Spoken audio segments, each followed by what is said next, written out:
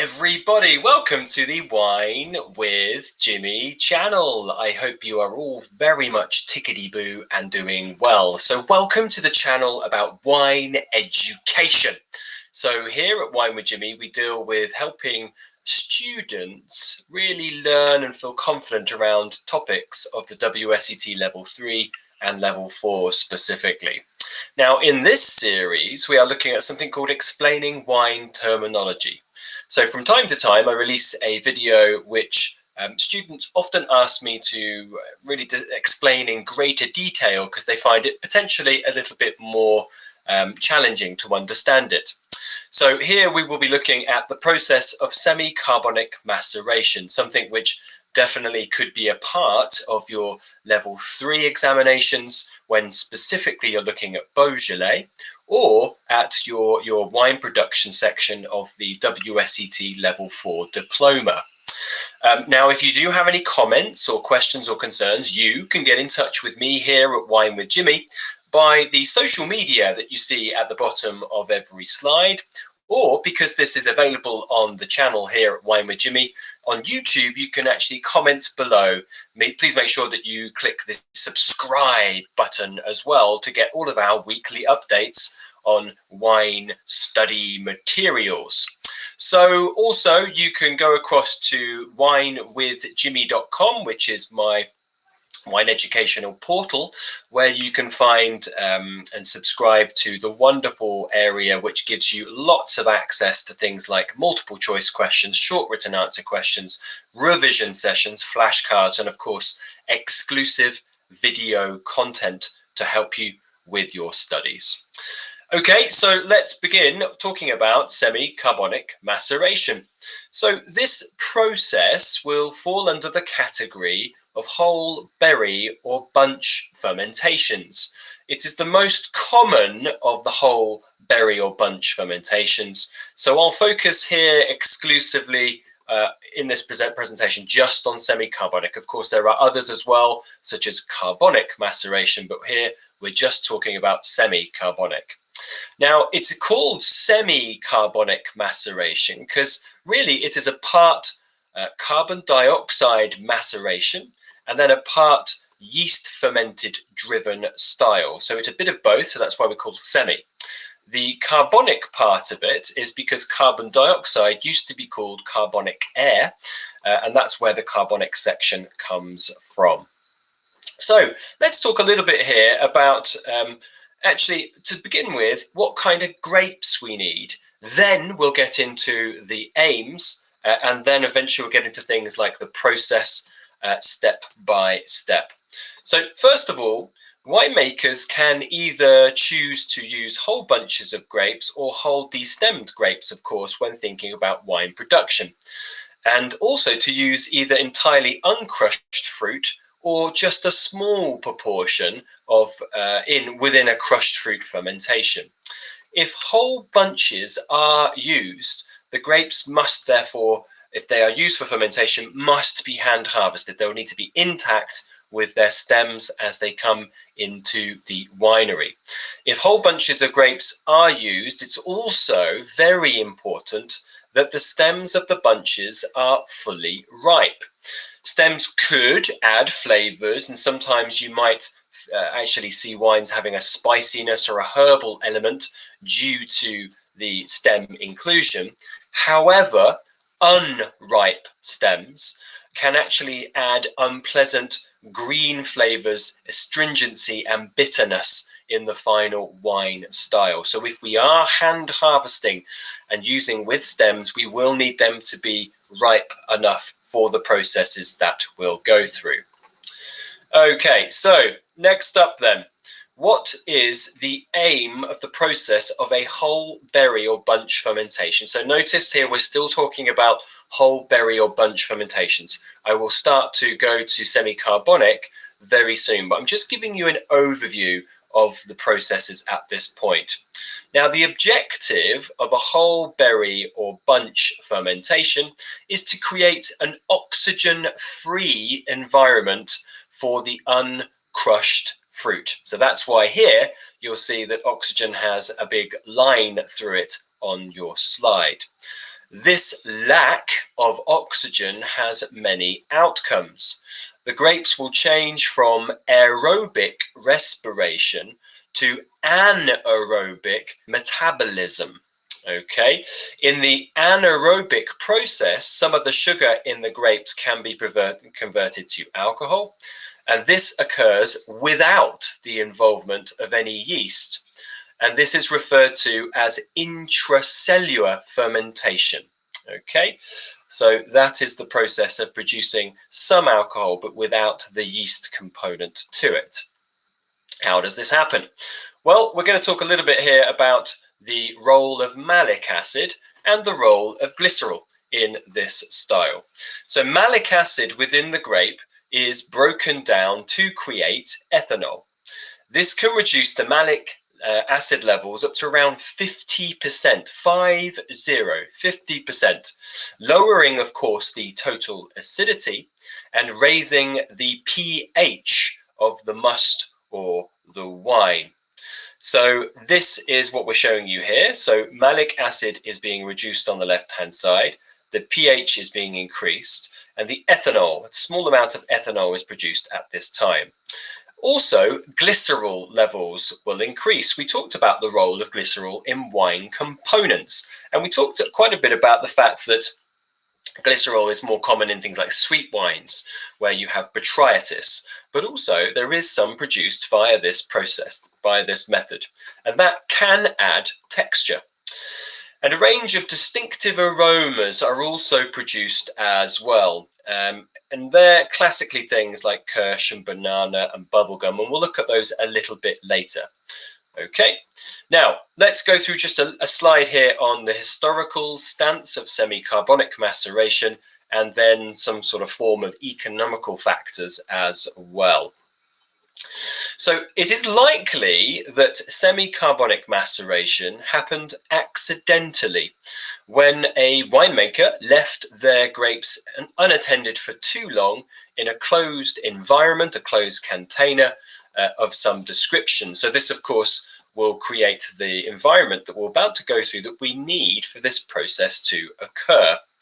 Semi-carbonic is likely to have happened first, and therefore is the oldest technique of whole berry or bunch fermentations.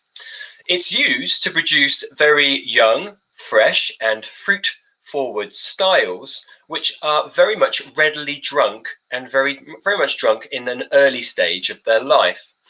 They also can be chilled, and specifically a lot of these wines are made in quite warm areas, moderate warm or even hot areas. So the fact that you make a very fresh fruity red, which could be chilled, suits the locality. So it really suits the domestic market, certainly in those summer months. It is also, in terms of an economical stance, a very quick style to produce. And often many of the examples are released within the same year as the harvest.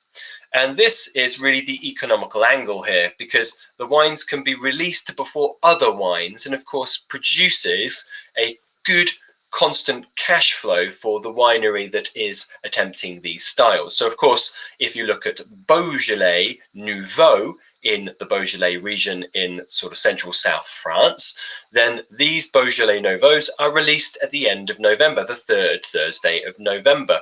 And that's before, the year before really the other wines may be released, such as the Village wines, for example. And that means, of course, there's good cash flow coming into that winery immediately after harvest and going into the next year as well. Okay, so there is certainly an economical angle, certainly where the countries produce this style. So let's go through the process now, which of course many of you are very excited to understand, because it is something that certainly WSET has a propensity to ask questions about, certainly when, of course, we're looking at, say, Beaujolais as a question. So first of all, then we'll see here, we've got a vat on the left-hand side, and currently this vat is open. Okay, now whole bunches of grapes, which of course have just been hand harvested, will be placed into this vat. So this will be immediately after the hand harvest. Now there will be no pressing, no crushing or destemming. They are intact whole bunches at this point. Now, of course, they are in a container, and there's going to be some pressure created at the bottom of that vat due to the weight of the grapes within that vat. And that pressure will cause the grapes and the clusters at the bottom of that vat to start to burst. So that's what we've identified for you on the left-hand side. The grapes will begin to burst, and you can quite clearly see it in the graphic there as well. Okay, so what's the next step? So the ambient yeast, or the wild yeast that we find on the skins of the grapes, will form the natural grape sugars which have been released due to them being crushed. They will be converted into a bit of alcohol at the bottom of the tank. During fermentation, of course, carbon dioxide is produced, and that is then released, and it forces out the oxygen. That's what I am attempting to show you on the left-hand side in the diagram again. So carbon dioxide is produced, and the oxygen which is there is forced out. And that's really because carbon dioxide is heavier and denser than oxygen. And that creates an anaerobic environment, free of oxygen, full of carbon dioxide. Now, yeast, of course, when it starts to ferment, will need oxygen for the traditional alcoholic fermentation. Of course, it no longer has that. So it is not possible to continue the fermentation under those conditions. So the vat will be very quickly sealed around that point. And in essence, the grapes begin to absorb the carbon dioxide, and the anaerobic environment encourages a carbonic maceration. Or this is what we can call an enzymatic or biochemical fermentation. And that's inside each of the intact berries. And really, the grapes, in essence, begin to eat themselves. Their enzymes begin to eat themselves as they have no living environment, no living oxygen. So during this biochemical fermentation, a small proportion, and that's around 2 to 2.5% alcohol, is produced from the malic acid. So that malic acid is converted to ethanol, and that's what we are showing you at the bottom of that diagram again. And that's through the enzymes. And this is really where the foundation blocks for those compounds in classic semi-carbonic macerated wines are produced, those kind of Kirshy, bubblegummy characteristics. The pigment and the tannin is absorbed at this moment by the pulp, because in essence those berries are bursting. So the tannin and the color, the pigmentation, or what we call the anthocyanin, is absorbed by the pulp, making it a very pinkish purple color. But really it's the color which is absorbed here. Tannin is very minor, very little tannin, and that's really due to the environment not being anywhere near as warm as a normal fermentation would be. So there's very little extraction of tannin, but good color will come through. Not a dense color, but that kind of pinkish purplish color, which is quite typically associated with these kind of styles. In essence, the berries have died at that point, and the process will begin to shut down at that point. Okay, so what happens now then? Because we haven't produced a huge amount of alcohol. It's around 2 to 2.5% at that point. Okay, so what do? So the free run juice is drained off at around 2 to 2.5% alcohol. And of course, that's not high enough. There's a small proponent of alcohol at that point, and there's a lot of juice at that point. So that will be drained off, and that will require yeast to be added to it to ferment it, to bring it up to normal wine alcohol levels. So yes, you've drained off the juice. So what's left in that vat is a pulp of skins and stems and all those kind of things with some juice again. The remaining grapes will be pressed. So the remaining grapes will be pressed to obtain press wine. And they can be pressed at a number of different days after. So you could find that they may be pressed only 1, 2, or 3 days after contact with the skins, and that's very common for most generic Beaujolais or Beaujolais Nouveau, for instance. If it's a little bit more, like maybe 5 to 9 days before being pressed, that's often for things like Beaujolais Village, and then maybe somewhere around sort of 8 or 9 to 15 days contact with the skins, and then pressed. That will be for the crus. As you will expect, more of that contact as you go down that list, as I've just gone through, will mean that you will have greater extraction in that press wine of colour and of tannic structure as well. Okay, now during enzymatic fermentation, the grape berries will actually burst, as we mentioned, and that will release that bit of juice into the vat. That juice will need to go under a yeast-driven fermentation as well. And basically what happens is, of course, you will then blend into the press wine will be blended into the free run wine. Those two components are blended together. Another reason why you would call this a semi-carbonic maceration, because you have partially free run, and that is what has gone through quite a bit of a yeast fermentation, and then the enzymatic biochemical section of that, which is the press juice of the press wine, which is finally produced. Okay, so that is your process there. Please remember that the more skin contact with the press element is what will be really given to things like village level and cru wines. So what is the resultant style then? Well, resultant style in terms of characteristics is certainly low tannin. So we find low tannins, we find good acidities, but some of those have been reduced, certainly the malic, through the process. And we'll find some nice bright colours, but not necessarily deep. But that will really depend on the amount of skin contact in terms of the press wine element of the style. We also find very fresh fruit flavours, typically things like strawberries and raspberries and cherries, which are all identified there on your slide. Very classically, one is called ethyl cinnamate, which is that very strawberry element in the style. But also the cherry can be a bit more kirshy, and that's what you've got in the picture there. Things like banana produced as well. So these quite interesting ester compounds, and then things like bubblegum or candied sweets as well are produced via this process. Where in the world do we find this production? Well, it results in wines, as we mentioned, with fruitiness and with a softer mouthfeel than normal crushed fruit fermentations. And it's used for varieties like Pinot Noir, Malbec, Tempranillo, Gamay, Carignan, plus many others.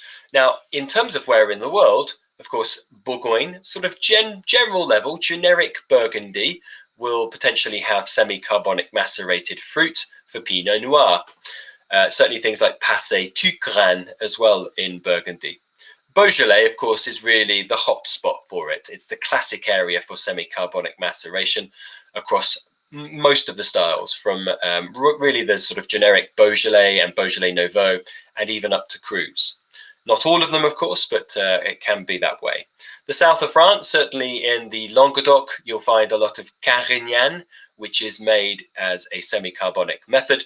And in La Rioja, in northern Spain, specifically areas around the Alavesa, which is your Basque part of Rioja, you will find that there are semi-carbonic styles also made here. It's quite a traditional style, actually, by some winemakers, and it's kind of making a comeback with younger winemakers too, to produce these real bright fruity expressions, which can be a counterpoint to the really complex and tertiary led reservas and grand reservas. So that is in La Rioja. And of course, this is just Europe, but of course, it's been adopted around the world. You will find producers in places like South Africa, Australia, and others around the world are adopting the semi-carbonic macerated method. So I hope you have found this video on wine terminology useful to help you with either your WSET Level 3 or Level 4 studies. As always, if you do have any comments, questions or concerns, you can get in touch with us. You can do that via the question the comment section below this video on YouTube, or by the social media that you see at the bottom of every slide, or direct at www.winewithjimmy.com, as you'll see here on this slide, where you'll find my very useful e-learning portal. And there is a snapshot of what you may find if you register as a student for the e-learning portal. This student here has actually registered for the level 1, 2, 3 and level 4 stuff, which I don't think you'll be doing if you're watching this video, but maybe you'll like to register for maybe the level 3 and level 4, where you'll find exclusive video content, huge amount of study aids such as flashcards, revision sessions, short written answers and multiple choice. So they're all found there, but really the exclusive video content is very, very useful. The level 3, for example, we have over 110 videos on there, and that is counting from May 2021. And that's always being added to every week. And the diploma also has lots and lots of video content. Well, if you do find yourself in the wonderful United Kingdom and in Old Blighty here in London, then come and see me. You know I've got schools and bars, so come and see us for a class, a glass or a bottle. I've been Jimmy Smith, and see you very, very soon. Goodbye.